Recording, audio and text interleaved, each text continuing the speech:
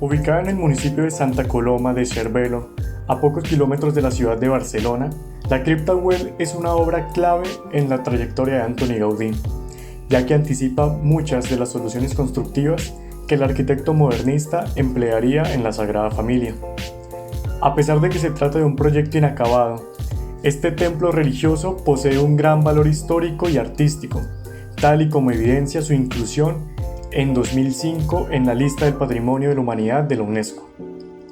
La cripta Güell sería una de las numerosas obras que Gaudí realizaría para el empresario Eusebi Güell, con el que colaboró a lo largo de toda su vida, realizando obras tan conocidas como el Palau Güell o bien llamado Parque Güell. Con la construcción de la fábrica textil en la localidad de Santa Coloma de Cervelo, el industrial Eusebi Güell inició en 1890 un ambicioso proyecto, la Colonia Güell, un núcleo, entonces alejado de Barcelona, con un complejo industrial, viviendas para los obreros y equipamientos sociales, entre lo que se preveía un espacio para el culto. En un principio, destinó a este fin una capilla de la colonia, pero pronto quedó pequeña, por lo que en 1898 decidió encargar a Gaudí el proyecto de una iglesia. Las obras, sin embargo, no se iniciaron hasta 10 años más tarde, a causa del largo tiempo que tomó el arquitecto para estudiar las soluciones constructivas tan atrevidas como experimentales que pensaba incorporar. De hecho,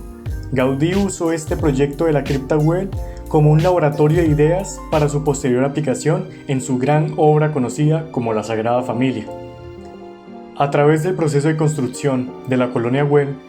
Gaudí se dice que experimentó con una gran variedad de técnicas y detalles arquitectónicos, muchos de los cuales más tarde utilizó en su gran famosa obra, la Sagrada Familia. Ladrillos y mosaicos dominan la estructura, utilizándose de una manera extraordinaria. La cripta está magníficamente articulada. Los cambios en la importancia relativa están cuidadosamente calculados y la luz controla toda la sensibilidad del usuario. Diversos ladrillos y piedras se utilizaron para la estructura, reunidos en las juntas cuidadosamente detalladas y tal vez ocupando diferentes papeles estructurales. Fiel también a su costumbre de incorporar simbolismos, el arquitecto emplazó la cripta Güell en una colina desde donde se domina toda la colonia y lo integró perfectamente en el paisaje, con la intención de simbolizar el tránsito del plano terrenal al plano celestial. En 1914, Güell enfermó y cedió la dirección de la colonia a sus hijos, cuya falta de interés por el proyecto provocó la renuncia de Gaudí cuando la obra solamente había alcanzado su nivel elemental.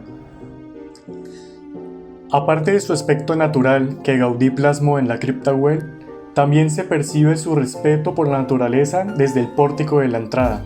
con la escalera de acceso al piso superior desviada para respetar la presencia de un pino del que, se dicen fuentes, Gaudí llegó a afirmar: una escalera se hace en poco tiempo, pero un pino tarda mucho en crecer. La fusión de esta obra con su entorno boscoso es total, una armoniosa presencia que se completa con las columnas del pórtico de entrada que visualmente parecen una extensión del cercano pinar, no solo por su textura, también porque cada columna es distinta entre sí, al igual que los árboles lo son en la naturaleza. Gaudí no olvidó la incorporación de elementos cristianos. En el pórtico, mediante la técnica del trincadís, dispuso unos peces, el alfa y el omega, las cruces y los monogramas de Cristo en griego. Uno de los rasgos más característicos de esta construcción es sin duda su estructura, una forma que procede de una maqueta de estudio que se conserva llamada maqueta estereostática o maqueta polifunicular, gracias a la cual Gaudí calculó la estructura de la futura iglesia.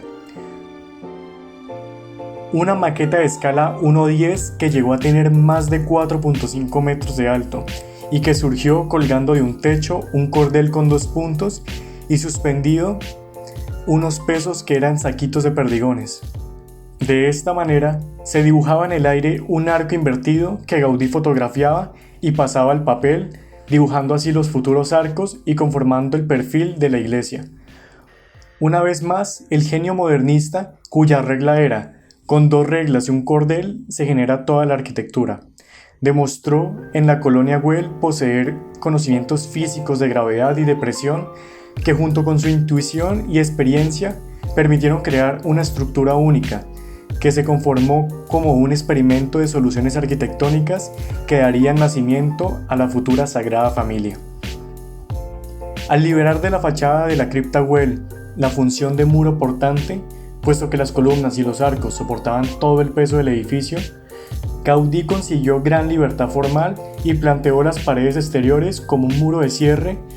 con pronunciados entrantes y salientes que generan formas orgánicas en sintonía con la estructura del interior de la cripta. Los grandes ventanales de formas ovaladas, hexagonales y pentagonales que salpicaban todo el perímetro de la cripta, junto con los ladrillos dispuestos irregularmente y las piedras oscuras que revisten toda la fachada,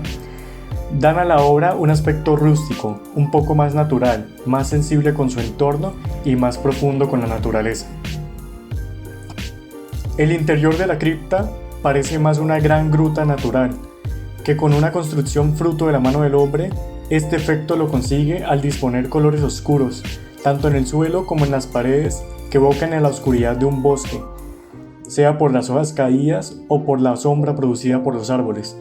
paredes que se ven interrumpidas por pequeños claros de luz que vendría representada en las vidrieras.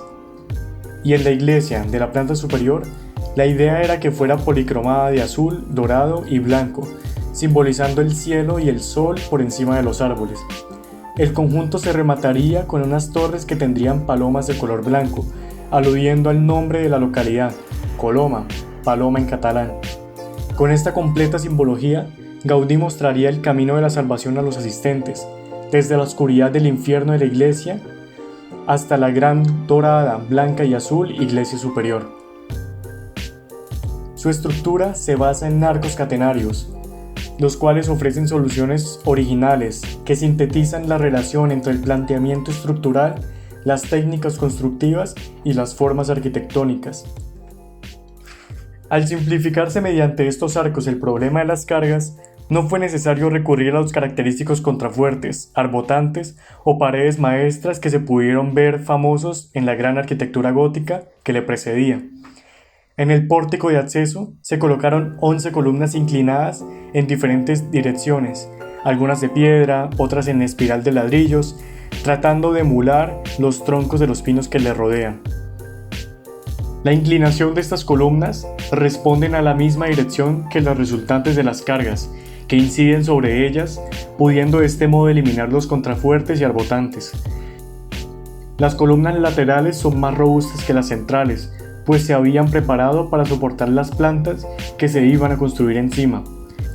Pocos arquitectos se han visto con tremendo desborde de creatividad y originalidad, y sería imposible que naciese uno que replicase su obra. Y esto demuestra la gran importancia que tuvo en la arquitectura y en cómo se desarrollaba, tanto en su época como en nuestros días, siendo un punto clave y un punto de inflexión en cómo se venía desarrollando la arquitectura y cómo la vemos hoy en nuestros días.